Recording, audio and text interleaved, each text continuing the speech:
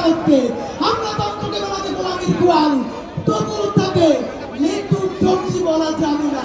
ক্ষমতার খাই শেষে সার্বভৌমত্ব অঞ্চল থাকবে, বাংলাদেশ বেঁচে খাবে, নদীদের সাথে নদী খুন করবে, সাংস্কৃতিক নদী করিডোর দেবে, প্রতিবাদী আমাকে আত্মাকে বলাকে আমরা, তবুও তাকে মীর জাফর বলা যাবে না।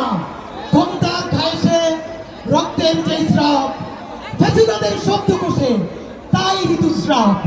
জানতাম ঋতুতে নাকি কেউ পোয়াতি হয় না, তাহলে রাষ্ট্রের এই যুগস্রাবের অধস্রাবের মধ্যেও তার জরায়ুতে এত বেজন্মা জন্ম নিল কি করে?